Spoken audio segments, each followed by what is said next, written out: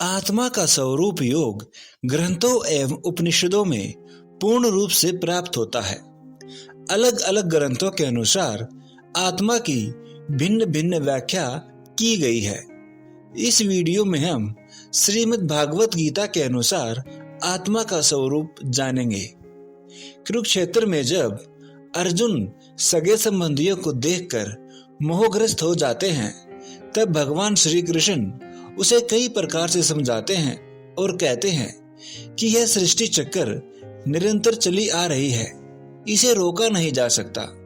मनुष्य इसे रोकने में असमर्थ है, परंतु अर्जुन के न समझने के कारण भगवान श्री कृष्ण आगे आत्मा का स्वरूप समझाते हैं।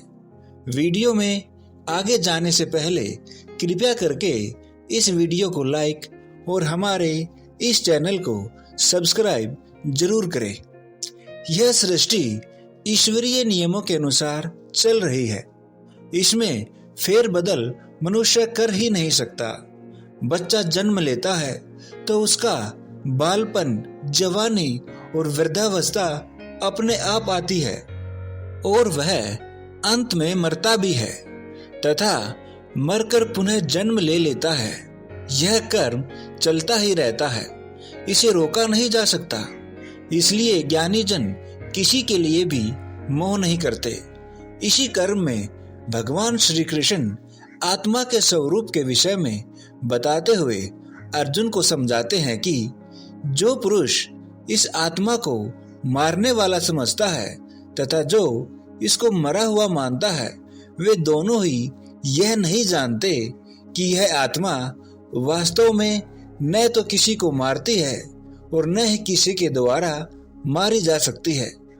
आत्मा का स्वरूप बताते हुए भगवान श्री कृष्ण आगे कहते हैं, यह आत्मा न तो किसी काल में जन्मता है और न मरता है और न यह उत्पन्न होकर फिर होने वाला ही है, क्योंकि यह आत्मा अजन्मा, नित्य, सनातन और पुरातन है।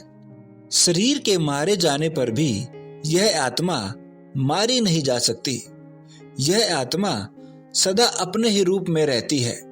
उत्पन्न होना, अस्तित्व में आना, बदलना, घटना बढ़ना और नष्ट होना, ये शरीर के धर्म है, आत्मा के नहीं। जो भी पदार्थ उत्पन्न होगा उसमें ये 6 स्थितियां अवश्य आएंगी। शरीर भी इन 6 स्थितियों से गुजरता है, इसलिए यह नित्य नहीं है।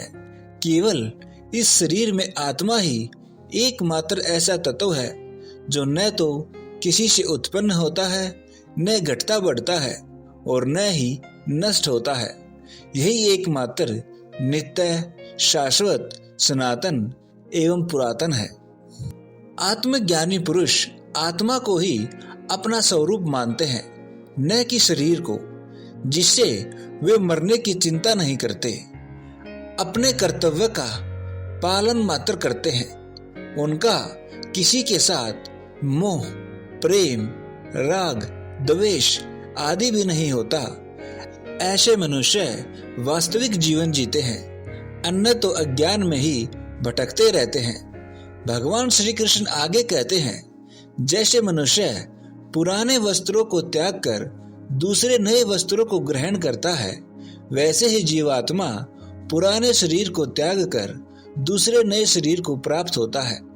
इसलिए भगवान श्री कृष्ण कहते हैं कि मृत्यु केवल शरीर की होती है, वह पुनः आत्मा नया शरीर ग्रहण कर लेगी। श्री कृष्ण आगे कहते हैं, इस आत्मा को शस्त्र काट नहीं सकते, आग जला नहीं सकती, पानी गला नहीं सकता और वायु सुखा नहीं सकती। यह आत्मा इन भौतिक पदार्थों से, जैसे कि पृथ्वी, जल, अग्नि, वायु और आकाश से प्रभावित नहीं होती। यह आत्मा नित्य, सर्वव्यापी, अचल, स्थिर रहने वाली और सनातन है। सृष्टि की समस्त क्रियाओं का यही एकमात्र कारण है। हे अर्जुन, तुझे शोक नहीं करना चाहिए। आत्मा शुद्ध चैतन्य स्वरूप है, जिसमें कोई विकार नहीं है। यह आत्मा एक शुद्ध चैतन्य शक्ति है, जिसमें कोई विकार नहीं है। उसकी चैतन्य शक्ति से शरीर की सभी क्रियाएं संचालित होती हैं। इस शक्ति का जब जड़ प्रकृति से संयोग होता है तो सर्वप्रथम मन व बुद्धि का विकास होता है। इसी से वासनोत्पत्ति होती है जो जन्म एवं पुनर्जन्म का कारण बनती है। अतः जन्म और मृत्यु केवल शरीर की होती है, आत्मा की नहीं।